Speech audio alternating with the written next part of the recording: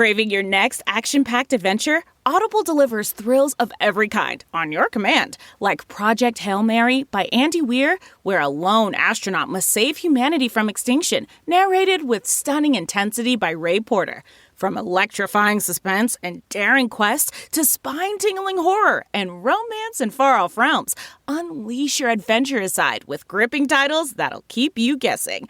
Discover exclusive Audible originals, hotly anticipated new releases, and must-listen bestsellers that hook you from the first minute. Because Audible knows there's no greater thrill than the one that speaks to you.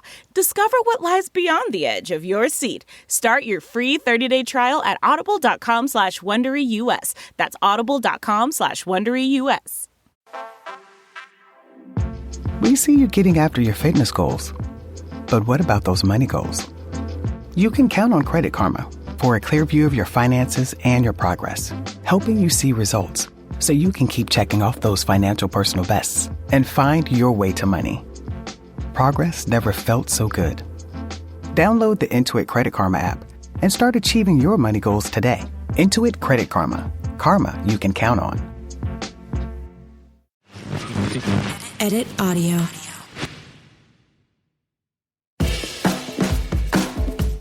Hello, everyone. I'm Robin Hopkins, and this is Well Adjusting, where I talk to people about life stuff, but not in an NPR way. It's more like we're at the bar, having cocktails, getting into your business sort of way. It's giving drunk NPR. Oh, and producer Steph is here too. Hello. Today we chat, well, finding balance, structure, and some money when you're taking a career leap. Welcome back, friends. Oh, and if you're new here, welcome to you too. Well Adjusting is your home for picking apart that problem that's taken up all your mental space. Now, we're going to offer you some advice and also make you feel right at home because whatever you're feeling, producer Steph and I, we're likely struggling with it too. I mean, what can we say? We got problems, but we also have solutions. Anywho, I am so excited for our guest today, Chanel. She's a listener who reached out and she wanted to pick apart a problem. She planned a big life change, moving to another country, thought that her job would allow her to keep working, and instead they said, oh, thank you for your time. Good luck out there. I mean, we've all been there, right? Now, she's had some time to heal, but she's still trying to figure out how to chase her inner entrepreneur and support her husband and family with some income. So we're talking about juggling dreams, communication with your partner. We're getting into all of it. So let's get right to it. My name is Chanel Nelson. I'm currently residing in Mexico with my family, my husband and my 5 and 7-year-old. I am an HR professional by trade, by career. And then I also operate a real estate business that my husband and I started a few years back. So I'm happy to be here. Yeah, I'm happy you're here too. And as a mom of 2 kids, a son and a daughter who are 2 years apart, I first just want to say, I know you're in the trenches. It gets better-ish. But everything's going to be probably okay with a little Lexapro. But so now I want to ask you, what is the thing you want to pick apart today with us? Like, what's the issue that's been coming up for you? Yeah, so I learned about your podcast while living here in Mexico, and I was like, well, adjusting, that sounds right.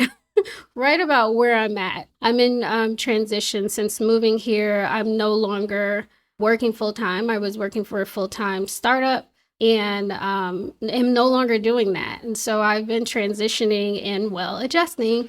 And so this has been a major adjustment. And so I'm navigating it. I'm in the thick of it. And so I think it would be something good to talk about today.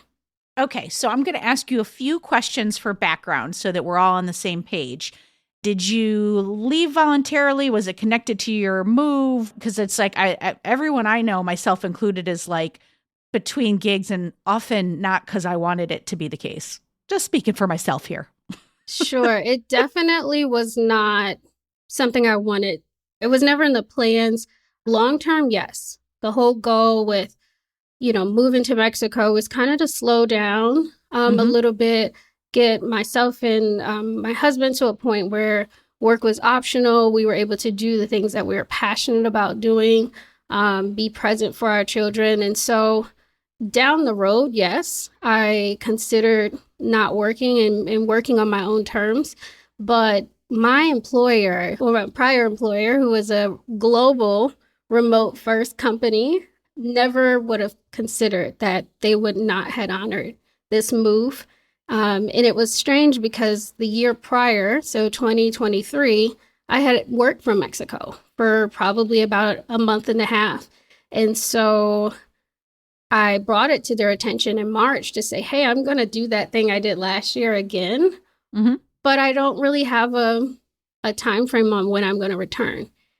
And at the time they said, well, we're kind of considering creating a new policy, a new HR policy where we're not allowing people to just work from anywhere. And I was like, okay. But being an HR professional, like, interesting. I was like, okay, well, let's see how this all plays out. And so they did not let me know exactly that they were not going to honor, and they were actually ending my employment. That had never been brought up until the week before I left. Wow. Yeah. So July 11th would have been the date that we flew out. The Wednesday prior would have been July 3rd, the day before 4th of July. And so HR calls, they call a meeting, and I'm thinking, just my HR brain, we like to say no surprises in HR. And it was definitely a surprise. And they said, so we're going to end your employment as of next Friday. And they tried to make it very just joyfully, like so excited about my adventure. And I'm like having a panic attack on the call, like, oh, wait, what? Like, what are we talking about here? And like I said, it was the day before 4th of July. So we were closed the 4th and the 5th. I had taken off, I think, that Tuesday. So it was like, you're giving me one day to wrap everything up, notify my clients. I was like, I'm not taking my equipment to Mexico to then mail it back to you. So you literally have like one day for me to figure this out. I'm going to stop there, but it was like super stressful. Like 4th of July, I spent just trying to breathe, reminding myself to breathe. What's so funny is you're such a professional that like they're delivering you this horrible news and you were still like trying to wrap up for them.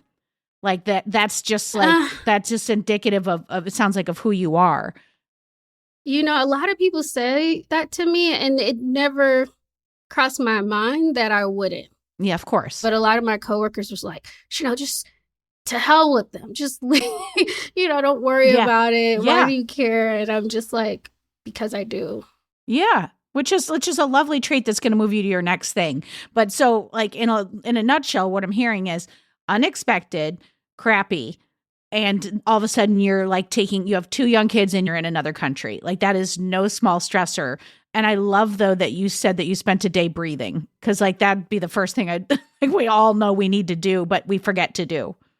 Yeah, because I didn't know what else to do. I had to, my husband, we were working on a real estate renovation project that we had to finish before we left, which, we finished it right up to maybe 2 days prior to us leaving. And so I almost didn't want to stress him out, but I'm like calling him like, we can't not go. Our house is going to be rented. We have a house in South Carolina. It was going to be rented 2 days after our new tenants were moving in. And so, you just go to doomsday. And it's like, are we not going to Mexico? Yeah. Like, what is going on? Yeah. Am I renting the house next door to my renters in my house? It's like that's like a whole spiral. And, what my husband said? He said, I just hope, he doesn't talk much. Like, he's a very quiet, reserved person. He said, I just hope we're not blowing our life up. And that sent me probably in a further spiral. And I don't know, I cannot recall who I talked to about this in the moment. And they said, what if you are? Like, what if you are blowing your life up? Isn't that the purpose? Wasn't that your goal? And just changed my perspective on it all. And I said, you're right. Get your stuff together. So I had to put on my big girl panties and figure out Mexico. I love that. What I want to ask you is, because it's like, obviously there's this thing, and this is like arguably life's top stressors, a move and shifting, shifting locations. Those are like top stressors. So this thing happens, right? But you mentioned before that, like you mentioned that you like want to move your life in a way that you can like maybe work less and do the things that bring you joy. So I want to ask you, like, let's say that job hadn't been total douchebags. And I'm going to say that on your behalf, Chanel. You're not required to say that. I'm saying that. So let's say they weren't douchebags and you still had this, let's call it a transitional job because that's what you wanted it to be, like into this new way of your life. How were you going to do that? Like, what was the revenue source you were going to increase? Did you have a plan? How were you approaching it? Yeah. So I think my idea was I was going to work with them until it no longer worked for me. If it didn't work, I would have had enough time to transition and figure it out. If it would have worked out and I would have been here working, I enjoy the client work. I managed my own schedule. Yeah. I had the flexibility. So I would have continued doing that as long as it worked for my life here, where I had the flexibility to work with my clients, take my kids to school, just have this balance. I could be stressed out at a job in Mexico. It would have worked out. Yeah. But this is how I am, where sometimes things just have to be taken from me in order for me to move on to that better.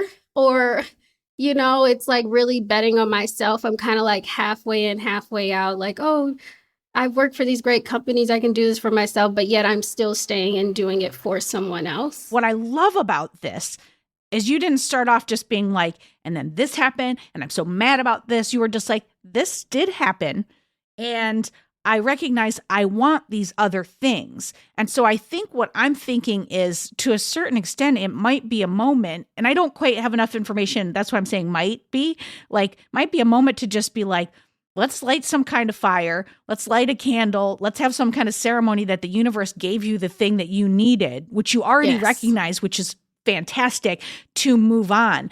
I think the question that I'm asking is, are you clear about what the moving on thing is? Like, is the dream of what your life would look like if there were no money restrictions, nobody could say no to you, and what would your life look like? And I want to know, is that clear to you? And if it is, for God's sakes, tell me. It's clear. And I would say what has made it complex, okay? Because, so we moved here in July. And so I took that time to just almost detach, figure out my emotions, because you had to go through the up and downs of who am I? Did I lose purpose?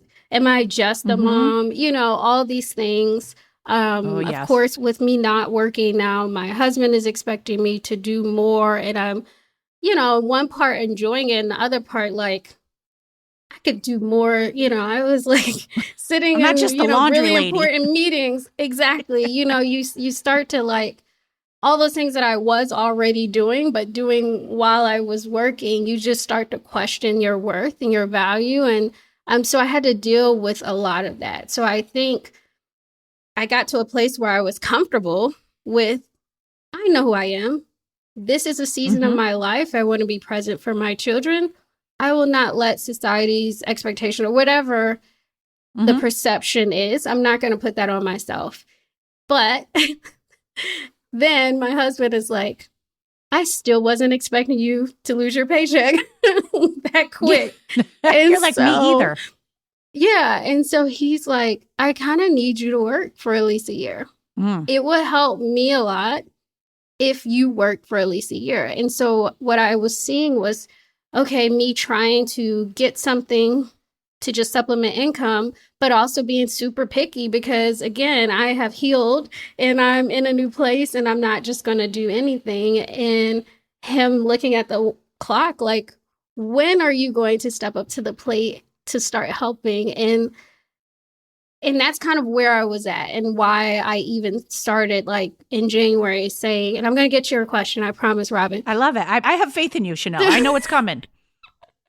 Get to the point where it's like, I need to figure this interim situation out to where I need to go back to the board with my HR consulting because he's like, this is what you've done. You've done it for 16 years.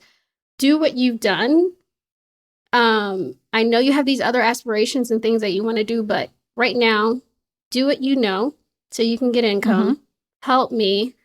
We'll figure this out. And then I fully support your entrepreneurial adventures.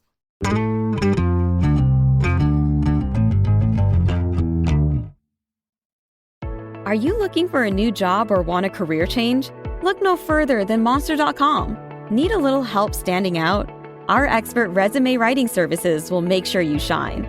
Want to brush up on your interview skills? Engage with our AI interview prep tool. Want some advice on negotiating your new salary? Visit our salary tools and extensive library of career advice articles, and you'll have all the tips and tricks you'll need to succeed. Visit Monster.com today and take the first step towards your career. Monster.com. Find your right job fit. We got to give a little shout out to your husband right now for clearly and concisely saying what he needed for the family to work. Like, unless he came at you real hard, then I'm mad at him. But that's an important conversation of him being able to say, this is putting a burden on me that's hard. You know, because it's like, you know, my wife and I are in a similar situation trying to figure that out too, in terms of like, what's the burden? Like, how much freelance work does she have to take up while I'm building clients? I feel like I would just be passive aggressively being like, can you do the dishes tonight too? You know, like it's both. It's all of it. He definitely communicated and articulated what his needs were and what he needed me to do to support. But in the interim, he's still making it very clear of, you know, you're not working. You have full capacity to do these other things. And how dare you ask me to do anything? We could do probably a 6-part series on the breakdown of duties and parenting. I'm always like, when we get into that conversation, like I was counting hours all the time. Like I was always like, all right, well, I had them from here to here to here to here to here. And that is my full-time job. So after 5 p.m., all duties should be split because I did this. It's like it can get real messy and real like you don't support me until they're probably 13 and 11. Just unfortunately. Yeah. So we've had to define what support looks like over and over and over again. And I think we just keep having those conversations of what support looks like. So back to Robin's question. We're coming back to the dream. Did I mention I have ADHD? So you have to kind of keep me on track. The dream is that, so one, I wrote this book. I wrote it last year and it's a children's book. So my goal has been to just get that book out. And right now it's just like, what can you focus on and make traction? So it's the book. It's trying to get HR clients, like 1 or 2, right? I just want something to keep me busy and to financially, you know, support the household. And then I'm also working on a SaaS platform with a friend of mine back in Ohio. And so because I'm trying to focus, if you look at my notes, I have tons of other business ideas, but those are my 3 right now that I am trying to make traction on. So ultimately what you're hoping is that you have self-employed business type ideas that you're able to implement. They go out into the world and you're selling them, you're profiting off them. That's ultimately what you're hoping. And then that is part of the goal, that it then gives you also this more flexible lifestyle and life.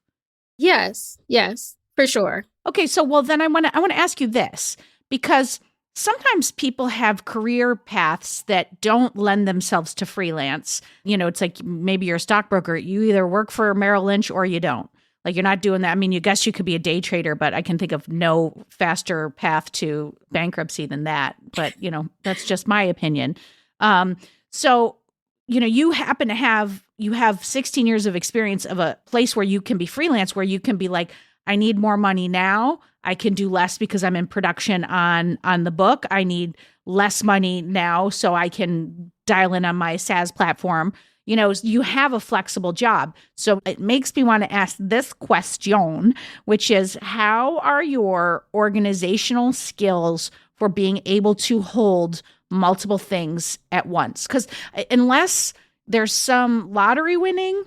Your kid's book goes out and makes billions of dollars, but like as an author and a person with a book in the market, the worst and the most horrific statistic that people don't want to know is that most books sell 250 copies. That is the average. So it's like the likelihood of retiring off that is slim to none. So like I have this like vision in my head of like a calendar with magnets. Like pink represents work. This is bringing in the money. And blue represents your platform idea.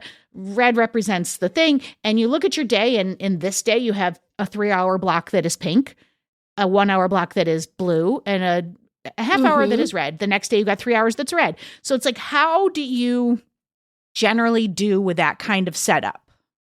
Yeah.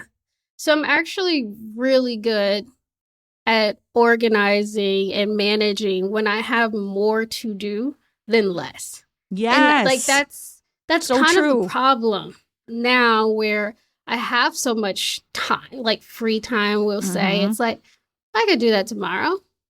And so you have to be more disciplined. And what I've learned about myself is I just do better with more things that I am responsible for doing in that moment. And I'm still working through that because, again, my whole goal is to be present for my family. But it also plays into how I feel, how I show up for them, that I am producing and I am happy that I'm producing. And so I think I'll answer your question by saying I'm super organized. If you look in my phone, I have multiple alarms.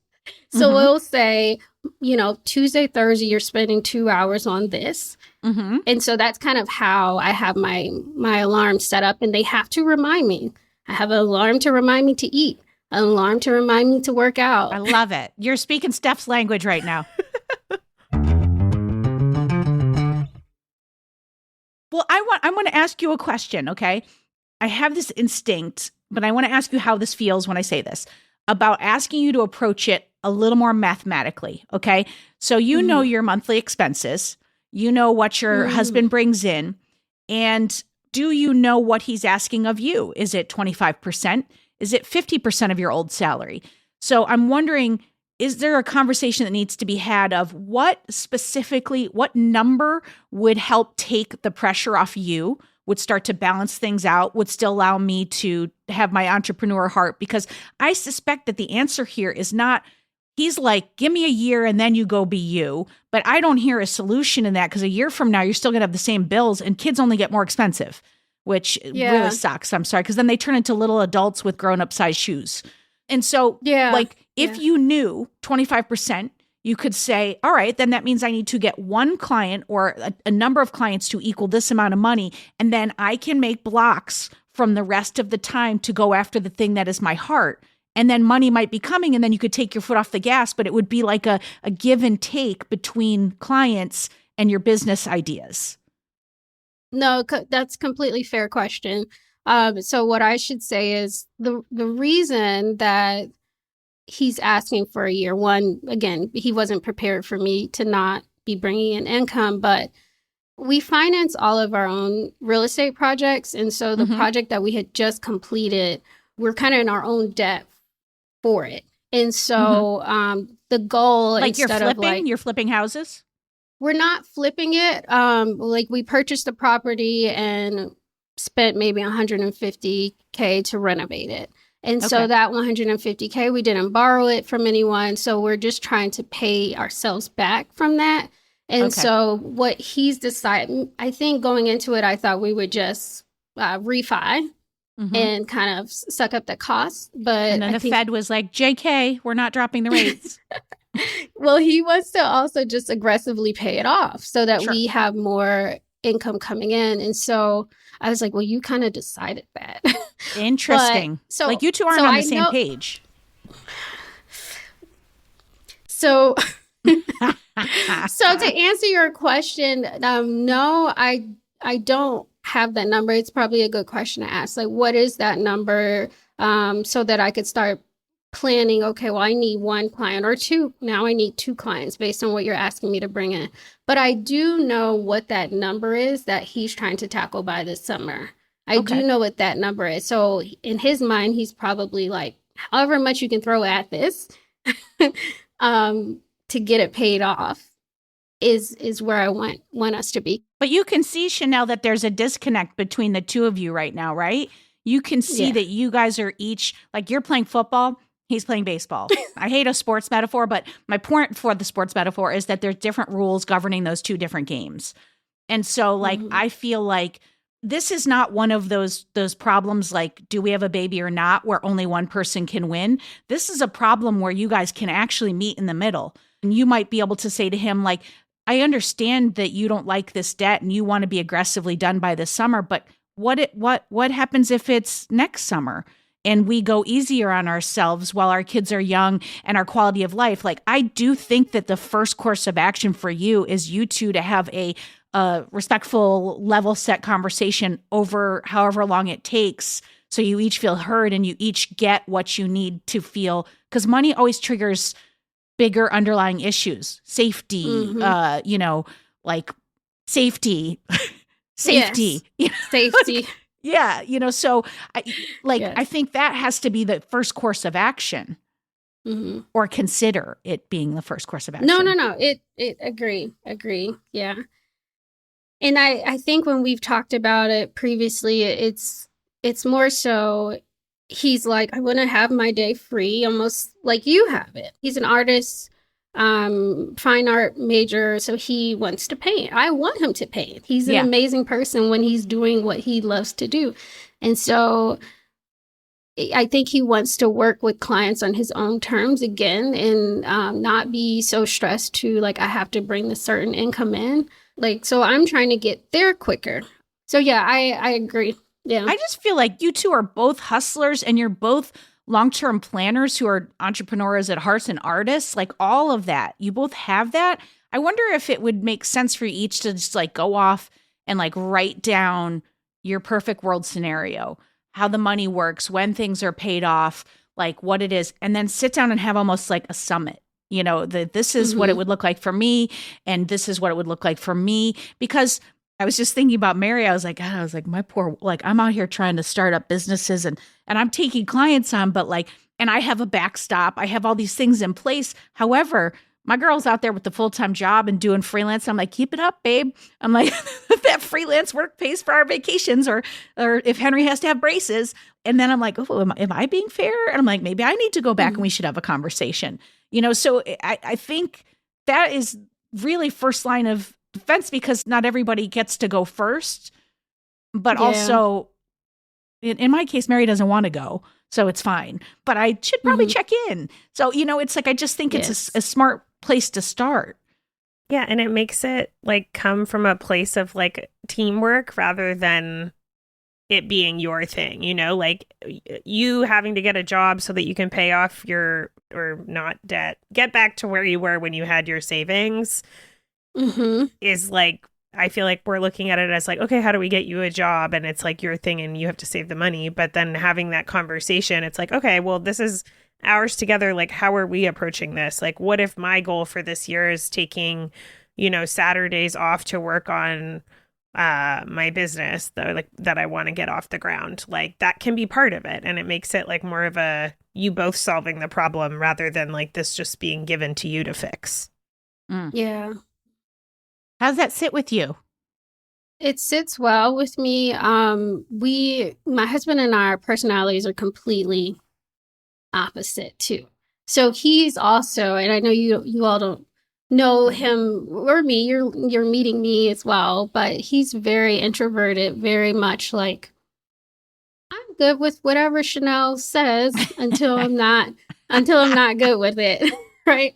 I'm the planner, I have a vision of where our family will be and what we'll be doing in 10 years. But for him, I talk to him in weeks, know, or I might throw something out there and see how it sticks. So it resonates, like the teamwork aspect of it and having those conversations. For me, it feels like the only thing that's going to make it work. Yeah. Like we have to, and we've revisited this. We've had to revisit it in our business. Like I made some changes in our business at the end of 2023 that helped strengthen us working as a team. And so So yeah, I get it. I completely What if agree. it's less of a conversation and more of like a worksheet or something? I mean, I don't know if that like sounds silly, but I think I love a worksheet. when No, he's definitely a, write it down, like yeah. presentation. The idea of moving to Mexico was a presentation. He presented God. his point of view. I presented my point of view, and Obsessed. we had to come up with a decision. So he is very left brain, I have creative. an image of you guys doing decks and standing there with your arm and being like, in July, we Laser will be moving. pointers. Yeah. Yes, laser pointers. I love it. I think there's something there maybe. Like I know we already talked about like housework or labor in a relationship and like who does what and how to look at it. I am very I love a spreadsheet. So I made a spreadsheet Yes. of all of the like labor in at mine and my partner's relationship once upon a time. And there's like columns to allot how much time it takes up in a month and blah, blah, blah, how often it happens so that I could understand how much labor each of us was doing. But the better thing that came from it, I was like, I don't actually care what you do on the list. The thing I wanted to know is like, what would you opt into doing? Like, what do you actually enjoy doing and what do I actually enjoy doing? And then the other ones are just open. Mm-hmm. They help to like see it all and be like, okay, now I know that like you don't really like doing the dishes after cooking and neither do I. So like we both know that we don't like that, so we can tackle it together rather than there's like some like unheard of resentment or something that like, well, I did the dishes yesterday and you're not doing them today, you know? Yeah. Not that you should make that spreadsheet, just No, we did. We had a friend that recommended Fair Play, and she's like, "You should play this game." Wait, And, I don't know this game. What is it? oh, Fair Play. Have you heard of the book? No. What is it? Oh, yeah. I mean, it's essentially like what Steph is talking about. We say there's usually a partner. There's one that usually carries like the mental load of the life and what needs to happen, the doctor's appointments, and they carry the mental load, and the other partner may not. Maybe they're the breadwinner, or and so Yeah. it's essentially that, and you're talking through it, all of the different duties, and it's really like visualizing. These are all the things that I do. Yes, you step up to the plate and you're very present in your kid's life, but look at your list. Yeah. And then one thing my husband and I always talk about is I like for him to understand, like, these are the things that I do for you. Mm-hmm. These are the things that we both do for the house, but we can't lose sight of what you are doing for just me or what I'm doing for just you. Yeah. Because we can't say, oh, well, I feed the kids every morning. And it's like, but that's not, we're still married, right? Like, Yeah. great. That's your child. You should. And I think what I've just learned, we'll be celebrating 10 years in September, married, and time changes. And as time change, you need to just keep communicating things. Yes. Like, this transition has been hard and it's brought on other feelings. And maybe we've had to revisit some of those foundational communication things and make changes, and it's just what it is, You're in a new phase. You need to like get the book back Yeah. out again and take two. I think what's really wonderful about this, Chanel, is like it's like you get it. Like you get this whole conversation, you understand, you're not in a place where you're doing some like blame game kind of thing. You're like, there's things I could probably do better. There's things he could probably do better. You're open. You've already done some of this work. I really do think, and I'm about to use the word simple, and please forgive me because it is in no way, shape, or form simple, but it's kind of simply these two things, like revisiting this conversation with him. So you guys are both like, hey, we're in a totally, not only are we in a different place in life, we're in a different country. So like, what does it look like now? And what do you need from me? What do I need from you? And then taking your organizational skills that are already your foundation, bumping them up a little bit and starting to say, what do I need to meet financial? What goals do I need to make? And then filling your entrepreneurial heart around that so that you're doing what needs to be done for the family and for your husband and your relationship, but also feeding yourself. Noted. I'm writing it down. Noted. Steph, what do you have for homework? Well, I'm struggling to give homework because I feel like you're gonna make your own spreadsheet. So I'm like, I don't want to like give you anything, but I do think, yeah, I feel like there's like separating all of these things in your head because right now it feels like soup. Yeah, it feels like a soup. But I think like, yeah, having a conversation with your partner about like what your goals are now and then what they are maybe in 6 months and a year. Because it sounds like if you needed to get a job working for 3 months, I feel like you would do that and it would be nothing. But if this is something that you need to slog away at all the time and you don't have any time to work on your dreams, that's not gonna vibe, right? Yeah. So it's like, what is the goal for him and you and your family right now? What's like your ideal week? What's your ideal 6 months from now? And what's your ideal 5 years from now? And like slowly checking in on those to make sure that you're hitting all the things, like all the different buckets. We're going to send you the Great You Plan, Chanel. We're going to send you the Great You Plan. At the beginning, I was like, I feel like I should send the Great You Plan to you and your husband and have you like talk it through together. Yes, seriously. Someone said something to me this week that I've been thinking about since they said it. I was talking about the stressors around my Laugh Lab venture. And he said, you know what? Sounds about right. He said, you know that like there is a certain amount of anxiety and stress that comes with new things and ventures and trying things. And he said, I think we are in this culture where we think it shouldn't exist. And if it exists, it's wrong. And sometimes it's just being able to sit with the fact that you're doing it, you're taking some big swings or you're making some changes or you're in an uncomfortable position and just looking over to your left and going, hi, anxiety. Yeah, we're here. Yeah. So it's like trying to, like, as I get older, get comfortable with the anxieties that come with these new spaces, that maybe that's part of this new phase for you too. That's been the biggest, part of it, because it's like, am I walking backwards into trying to find clients when I really just want to focus on my business? Yeah. Because it's like I left super just feeling unwell mentally and physically, just really having a hard time with work or with just life and just balancing it all prior to moving here. But then when I moved here, I know for at least the first couple of months, I think it was just the stress of still transitioning of who am I, and I'm no longer working. You go up and down with that. You're crying, and then you're okay with it. And you're like, this is what I was trying to get to. But I was like waking up out of my sleep having panic attacks. Yeah. Like the first few months, like I was like, well, what is this? This is a new sign of anxiety. And and I'm like, I can't breathe. Mexico is hot. So you open up a window and it's like, I still can't breathe.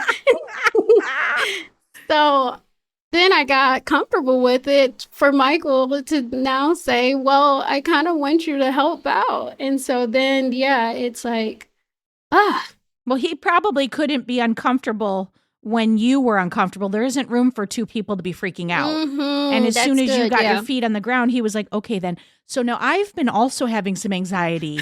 Like that is what happens in relationships. Yes. It really does. It is. Yeah. I just want to say this, Chanel, like you're in a new place, you're taking big risks, but you're being thoughtful about it. But talk to your husband. You've got it. We're sending you the Great You Plan as a starting place. Like maybe put some more support in place around you and you're going to be okay. Like you're approaching this so thoughtfully that I can stand over here in this place and hold the space for you that you have got this. Yeah. Until you can. I heard some like fear there that you're going to go back to this like place of having a job that sucks your soul out of you. I do not have the fear for that for you. I think you're over it. I get the fear. It's a valid fear, but I'm like holding that for you until you can hold it. Cause I think you've already noted what you didn't like. You're trying to move into this place of what you do like. And that's hard. Yeah. Plus you live in a different, plus all these other things. So I'm just you got this. I have no fear for you. Which is a silly thing to say to someone who's having panic attacks. But I do believe that you will be okay. This reminds me of that episode we did with Deanna from Season of Stuck, the podcast Season of Stuck. She was talking about being stuck is when you know that what was behind you is no longer right for you, but you can't quite see what the next step is. And that is 100% where you are. But I feel like you're digging out. You got this. I want an update. I want an update in about, I don't know, maybe 6 months. I feel like we're going to need an update from you because we got all the faith in the world and you're part of our community and you are supported and we're here. Okay. Well, I appreciate that. I'm so glad you reached out to us to talk. This was such a great conversation. Good. I enjoyed it as well. Thank you. All right, we've got to say goodbye. But before we go, thank you to Chanel for listening and reaching out and trusting us to help just a little bit on her journey. For more Robin, and you may need that, you probably don't need it, but like if you do, you can follow me at Real Rob Hops on all the platforms, all the socials, as the kids today say. Well Adjusting is an Edit Audio original series. It's exec produced by Steph Colburn and Robin Hopkins. Our producer and editor is Maria Passingham, and our production manager is Kathleen Speckert.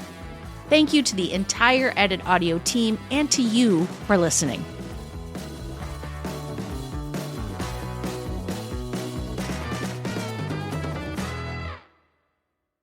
Oh, hey, before you take out those AirPods, this show is just for entertainment. If you are in need of help, please, please, please reach out to a professional. Go ahead and get that help. You deserve it.